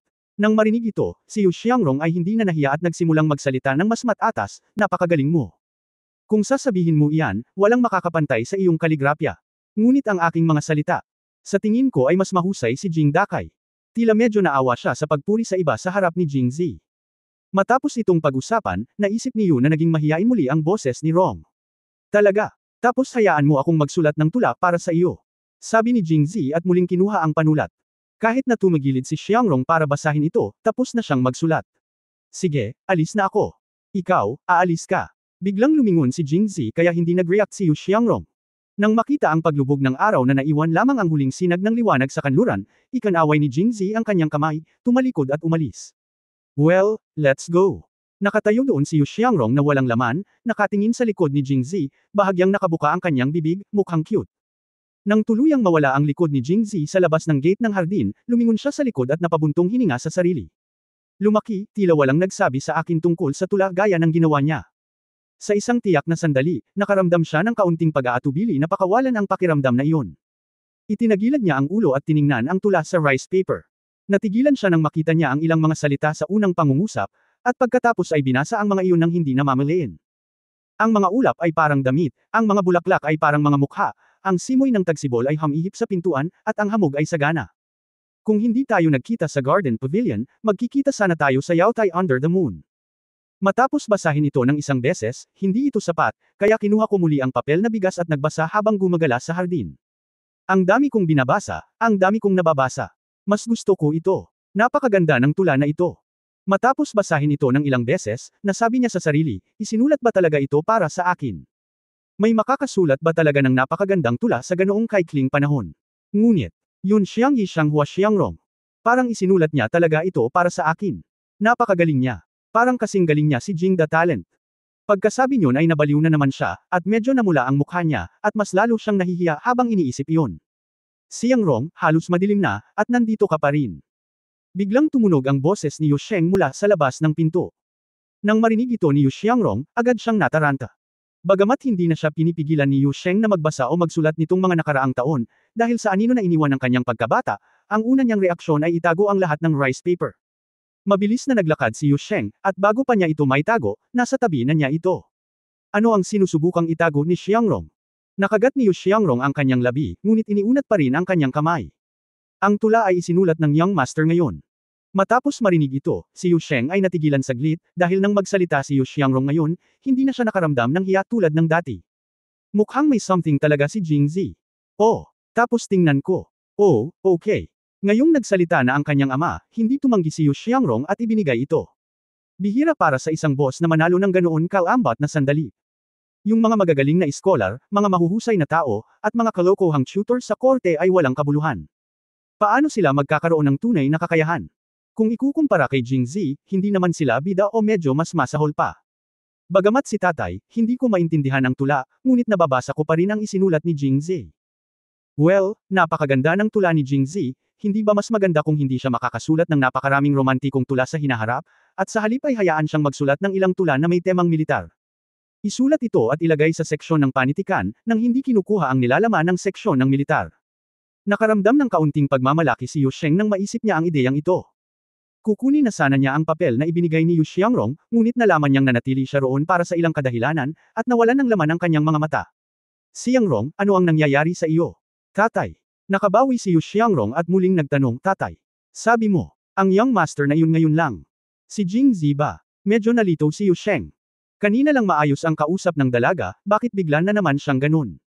Oo, hindi ba niya sinabi sa'yo? Hindi. Muling namula si Yu Xiangrong. Siya si Jingzi. Ang galing ni Jing. No wonder ang galing ng calligraphy niya at marunong din siyang magsulat ng mga tula. Noong una akala ko nagsasalita siya ng malalaking salita. Parang totoo. Ang pinakanapahiya kay Yu Xiangrong ay ang pagpuri niya sa kanya ng maraming beses sa harap ni Jingzi at pinag-usapan kung gaano kahusay si Jingzi. Thinking of this, she felt like so shy na nasuffocate ako. Hindi napansin ni Yu Sheng ang kanyang pagbabago, ngunit nagtanong siya ng may pagtataka, hindi niya sinabi sa iyo kung sino siya. Hoy, mukhang hindi ito bagay sa kanyang pagkatao.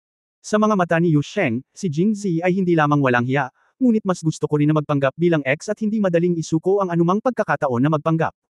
Hoy, bihira ang oras na ito. Hindi ko nga alam kung sino siya, pero paano ako makakapag-chat ng matagal? Nagtataka na tanong ni Yu Sheng, at pagkatapos ay tumingin sa tula sa kanyang kamay. Gusto ng mga ulap ang damit, gusto ng mga bulaklak ang hitsura. Matapos basahin ang isang pangungusap, natulala siya tulad ni Yu Xiangrong ngayon, espesyal ba itong isinulat para kay Xiangrong?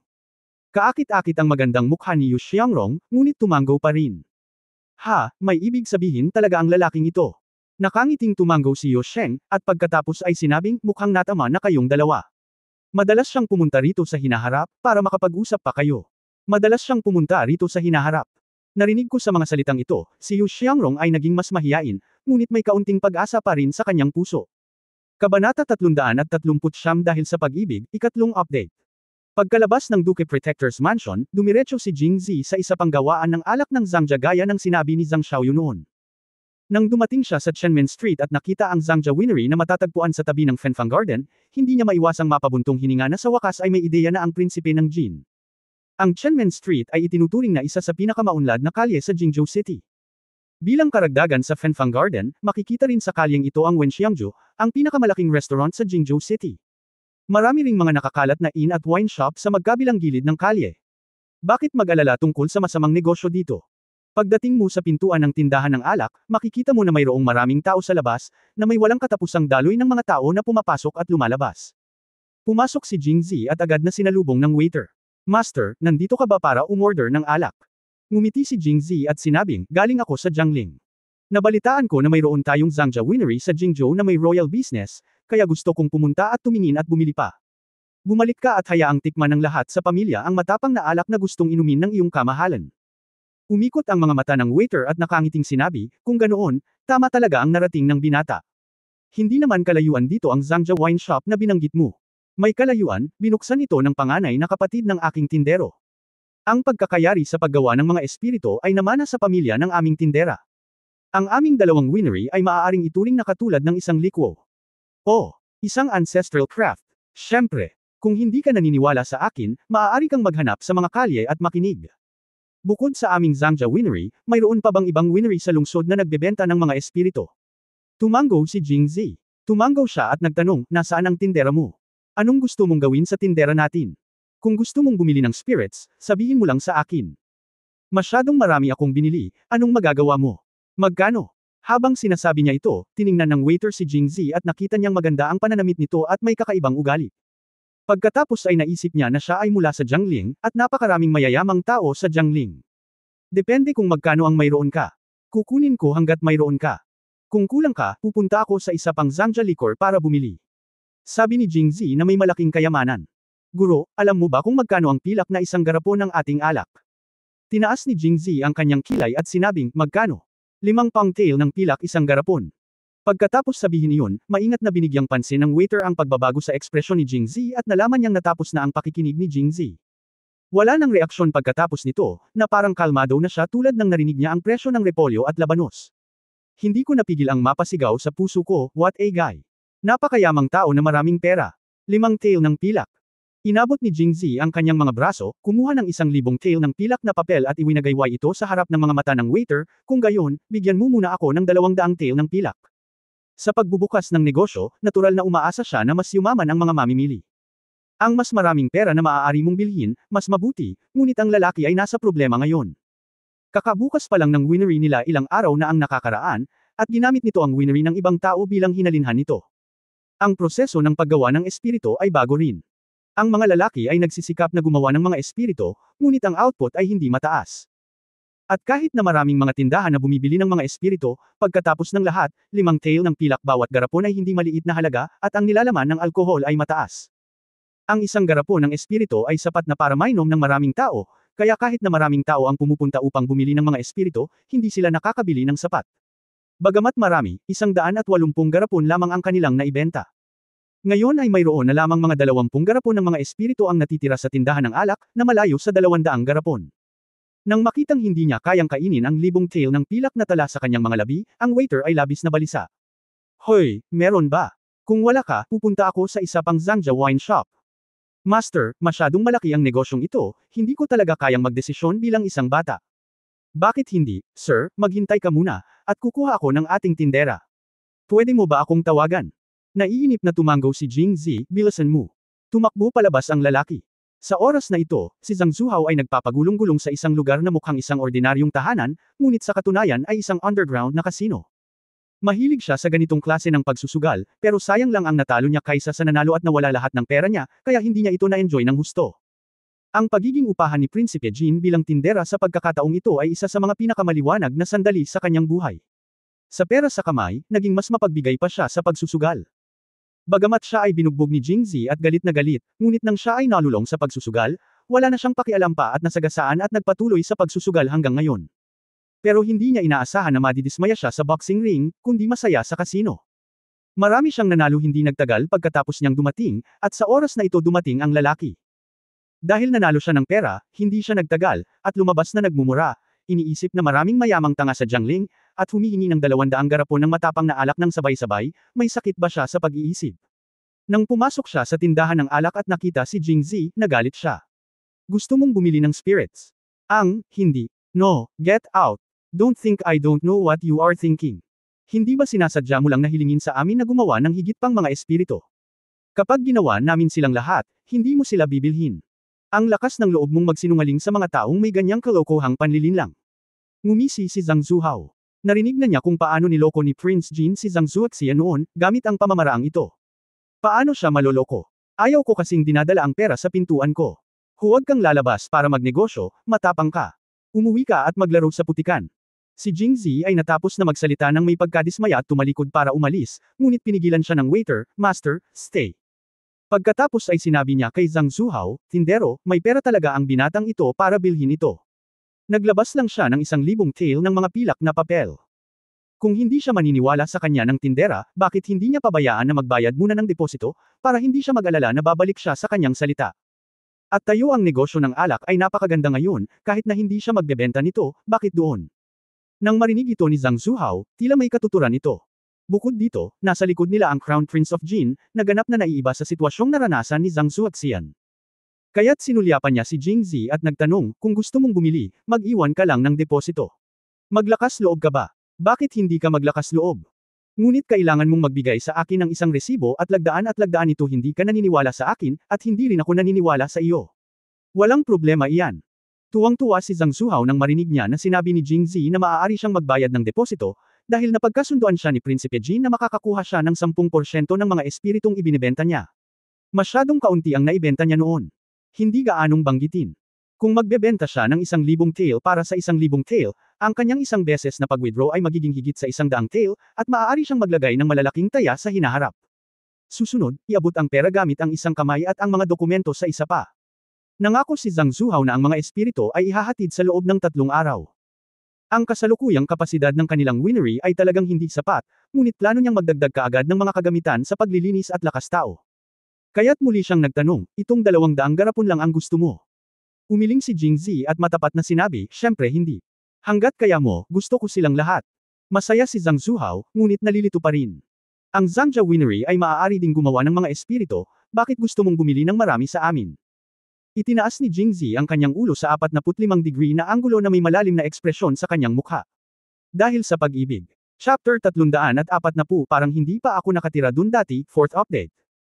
Nadama ni Zhang Zuhao na marami siyang naiintindihan tungkol sa medyo may edad na pangungusap ni Jingzi na dahil sa pag-ibig. Tiyak na gustong pasayahin ng lalaking ito ang kanyang pamangkin, kaya plano niyang bilhin ang lahat ng kanilang espiritu, at pagkatapos ay hindi niya magagawang banta si Zhang Zuoxian. Kailangan kong sabihin na ang ideyang ito ay napakauto at tuso. Si Zhang Zuhao ay medyo humanga na ang isang babae ay maaaring gumastos ng napakalaking halaga ng pera. Gayunpaman, dahil naglakas loob siyang bumili, naglakas loob siyang magbenta. Anyway, kailangan lang nilang kolektahin ang malabo na alak mula sa ibang mga distillery at i-proseso lang ito para maging spirits. Bakit hindi gawin ang kumikitang negosyong ito? Ang pinakamahalagang bagay ay kapag siya ay bumili ng maraming dami, siya ay nagbabayad ng maraming pera, at ang mga benepisyo na nakukuha niya mula dito ay natural na malaki. Sa pag-iisip na mabaluktot muli ang kanyang mga kalamnan sa kasino sa hinaharap, hindi mapigilan ni Zhang Zuhao na mapangiti mula sa tainga. Sa loob ng 3 araw, pupunta ako para kumuha ng alak. Mabuti pa ay mabilis ka. Kukunin ko hanggat gusto mo. Pagkatapos magsalita ni Jingzi, humakbang siya palayo. Pagtingin sa kanyang likuran, muling sumimangot si Zhang Zuhao.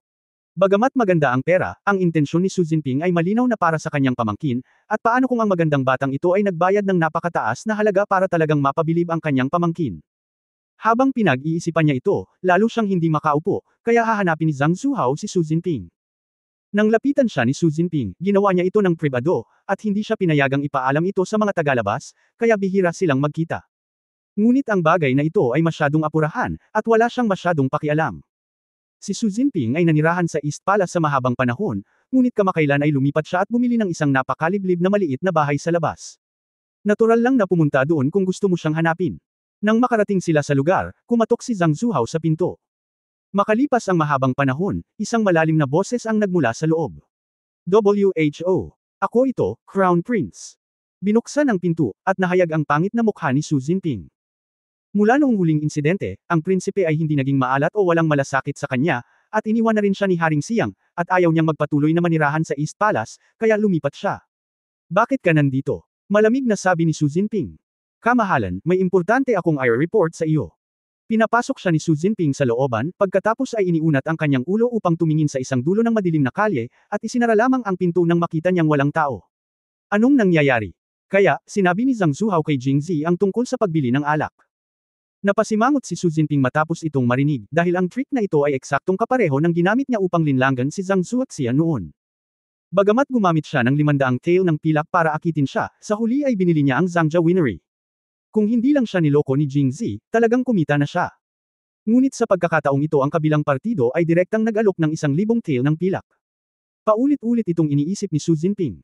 Ang mga tindahan ng alak na iyon na nagbebenta ng maitim na alak ay hindi nang ahas na hindi ibenta ito sa kanya, at pinagkadalubhasaan din niya ang paggawa ng matapang na alak. Walang paraan na hindi siya makakarating.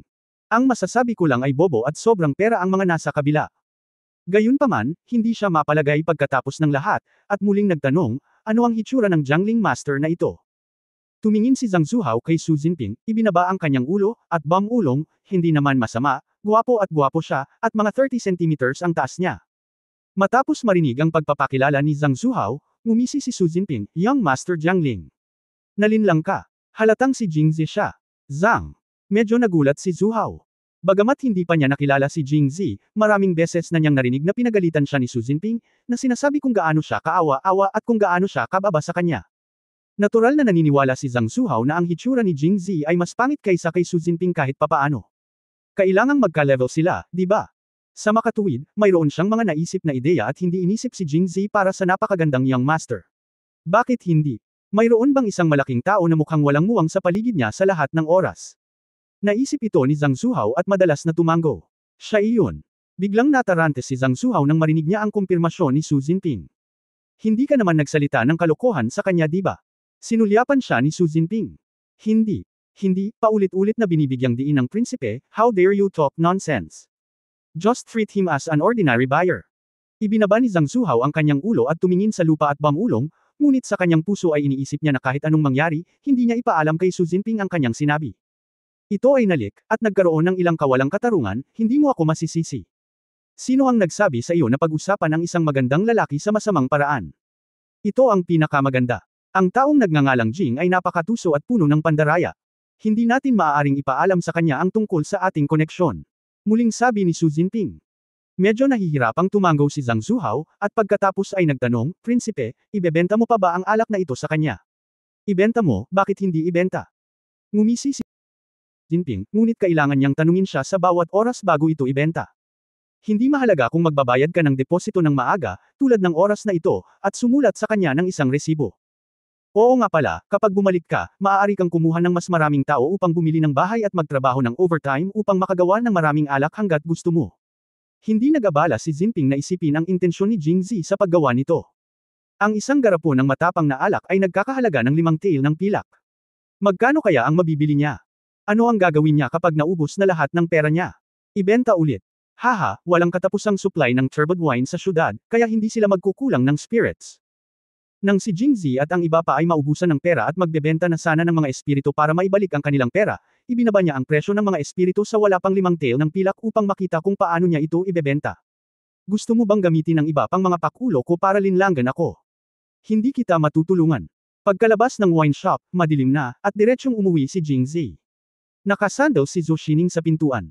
Nang makita niya si Jing Zi na itinulak ang pinto at pumasok sa looban, agad niya itong binati ng nakangiti. Tapos ka na ba? Well, tapos ka na.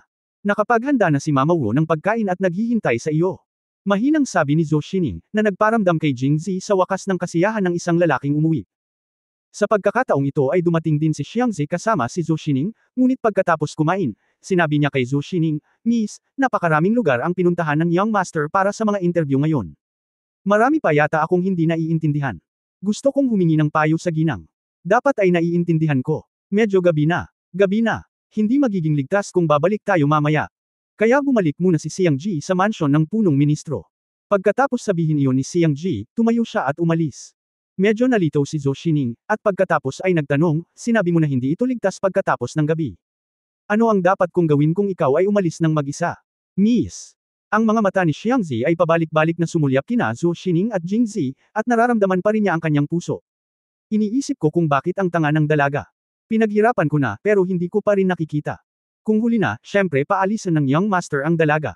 Pinandilatan siya ni Zhou Xining, okay, iniwan mo lang akong mag-isa sa lugar na ito. Ngayon, tumakas ka.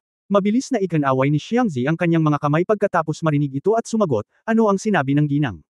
Kung huli na ang lahat, mabuti kong nanatili ang ginang dito. Hindi tulad ng hindi pa ako nakatira dito dati. Sa puntong ito, ang tunay na iniisip ng munting katulong na si Xiang Ji. Pagkatapos makinig ni Zhou Xining, kung hindi pa rin niya naiintindihan ang ibig sabihin nito, magiging walang saysay ang kanyang tungkulin bilang isang binibini. Namula ang mukha niya at dumura, damn girl. Pagtatapos ng kabanata. For more updates, click on the notification bell.